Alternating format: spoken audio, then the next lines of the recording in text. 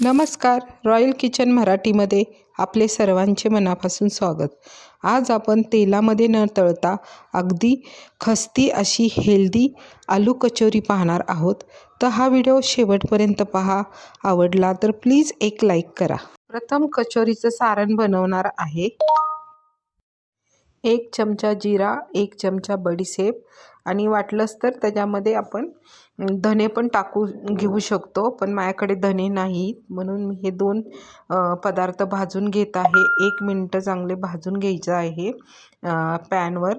जास्त जिरा भाजून घ्यायचा नाही तर कडवटपणा येतो. आता हे भाजून झाल्यानंतर थोडं थंड करायला ठेवायचे. त्यानंतर एक खलबत्ता घ्यायचा, त्यामध्ये हे आबडधोबड असं वाटून घ्यायचं आहे.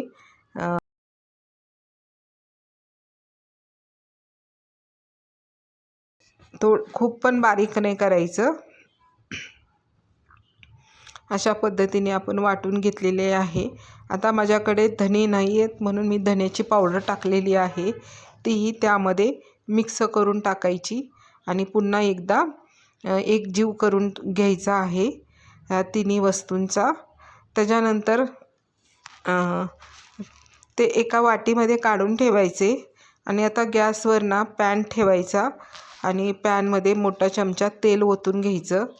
तेल जरा थोडंसं तापवून झालं की म्हणजे गॅस मिडियम फ्लेमवरच ठेवायचा.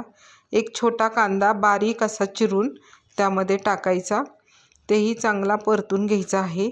कांद्याचा कच्चा पण गेला पाहिजे, तसेच थोडासा असा ब्राऊन कलर आला पाहिजे.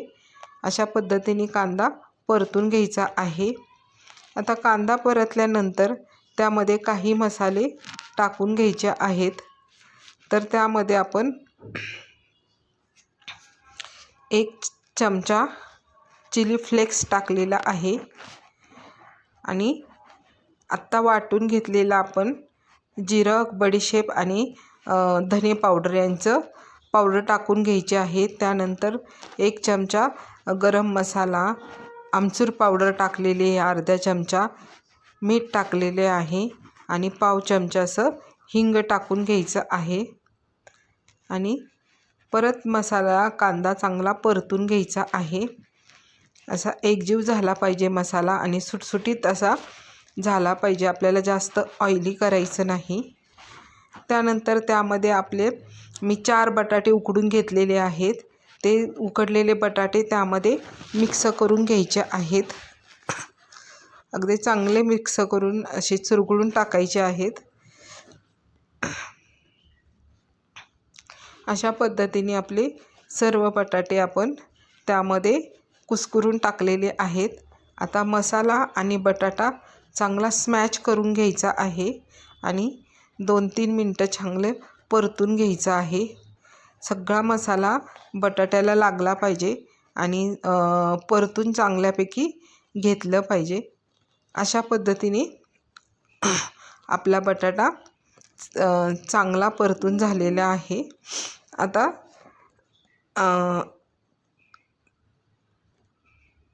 2-3 मिनटं झाल्यानंतर ते एका पॅनमध्ये बाउलमध्ये काढून ठेवायचं आणि थंड करायला ठेवायचं.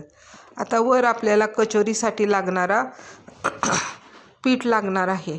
तर त्या पारीसाठी आपल्याला मी 1 वाटी मैदा घेतला आहे आणि 1 वाटी गव्हाचं पीठ घेतलेलं आहे. आता त्यामध्ये चवीनुसार मीठ टाकायचं आहे. अंदाजे पाऊण चमच्यात मीठ लागेल ते टाकायचं आहे आणि मिक्स करून घ्यायचं आहे. आणि त्यामध्ये 1 चमचा असं ते कच्चं तेल टाकायचं. आपल्याला खस्ते असा म्हणजे आपल्याला कचोरी करायची, समोस्यासारखी कचोरी करायची आहे. तर अशा पद्धतीने आपण तेल कच्चं टाकलेलं आहे आणि पिठामध्ये चांगलं मिक्स करून घ्यायचं आहे. हे अशा पद्धतीने आपलं पीठ घट्ट झालं पाहिजे, म्हणजे आपलं कचोरी चांगली बनते. त्यानंतर पाणी आपल्याला लागेल त्याप्रमाणे टाकत राहायचं आहे. थोडं थोडं करून पाणी त्यामध्ये मिक्स करून घ्यायचं आहे आणि त्या पिठाचा एक छानपैकी गोळा बनवून घ्यायचा आहे.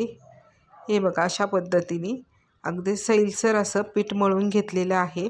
आता त्यात मैदा टाकल्यामुळं ना आता ते अर्धा तास आपल्याला अर्धा किंवा 15 मिनटं जरी त्याला झाकून ठेवलं तरी मऊ असं पीठ तयार होतं.